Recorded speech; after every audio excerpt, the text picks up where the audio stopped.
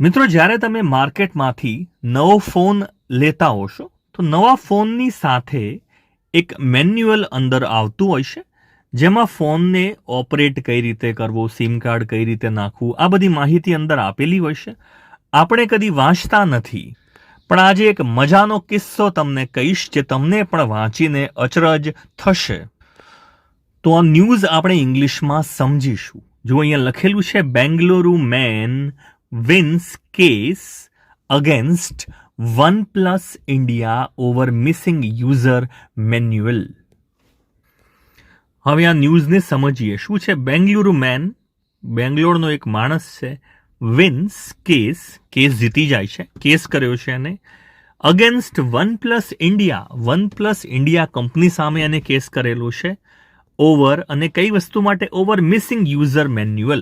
એનું જે બોક્સ છે એમાં મેન્યુઅલ નહોતું, અને એને કોર્ટમાંથી કેટલા રૂપિયા મળે છે? એને કંપની છે એ કેટલા રૂપિયા આપે છે?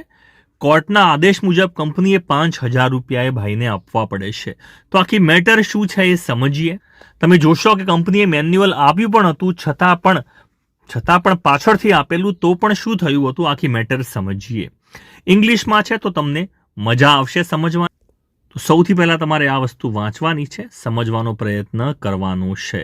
જોઈ શકો છો, OnePlus ઇન્ડિયા વોઝ ફાઇન્ડ 5,000, 5,000 રૂપિયાનો એને ફાઇન કરવામાં આવ્યો હતો, દંડ કરવામાં આવ્યો હતો. ફાઇન એટલે દંડ, બરાબર છે.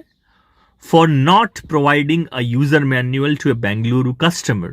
બેંગ્લોરનો કસ્ટમર છે, એને પ્રોવાઈડ નહોતું કર્યું, યુઝર મેન્યુઅલ પૂરું નહોતું પાડ્યું. હુ બોટ એટલે એને ખરીદેલો, બાય એટલે ખરીદવું, ભૂતકાળની વાત છે એટલે બોટ વપરાયું છે. હુ બોટ કયો ફોન છે? OnePlus Nord CE. OnePlus Nord CE phone છે. OnePlus Nord CE 3, અને ક્યારે લીધો છે? લાસ્ટ યર, ગયા વર્ષે જ લીધો છે, બરાબર. હવે ન્યૂઝ તમે વાંચવાનું શરૂ કરો છો. અહીંયામાં પહેલો ફકરો છે એ વાંચો. અહીંયા શું છે?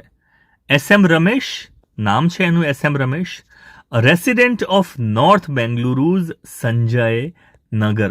નોર્થ બેંગલુરુઝ સંજય નગર એટલે નોર્થ બેંગ્લોર, બરાબર છે. બેંગલુરુ ઉત્તર દિશામાં જે બેંગ્લોરનો ભાગ છે ત્યાંનું સંજય નગર એક વિસ્તાર છે.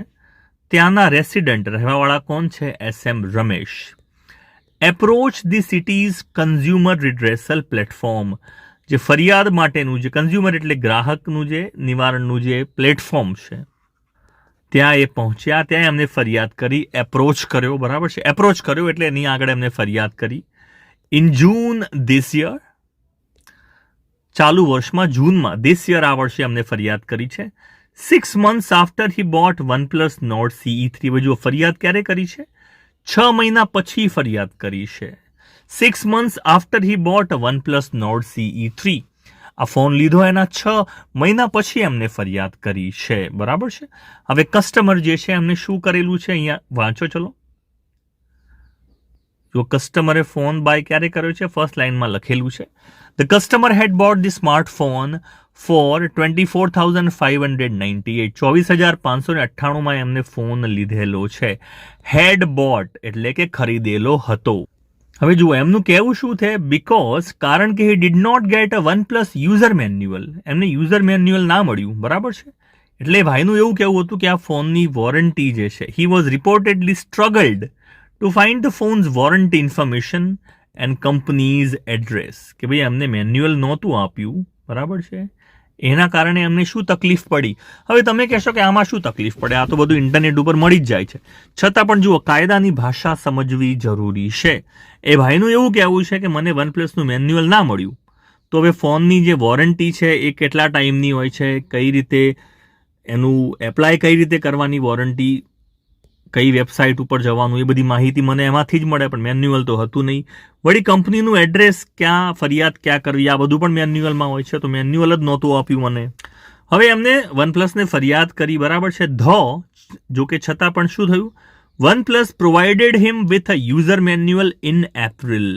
એમને એપ્રિલમાં, મતલબ ફોન ખરીદ્યાના 2-3 મહિના પછી, એપ્રિલમાં 4 months પછી દેખાય છે. OnePlus provided him with a user manual in April 4 months after he bought the phone, એમને ફોન ખરીદ્યો એના 4 મહિના પછી એમને મેન્યુઅલ આપ્યું પણ ખરું કંપનીએ, બરાબર છે. છતાં પણ ભાઈએ શું કર્યું? હી decided to approach the customer dispute.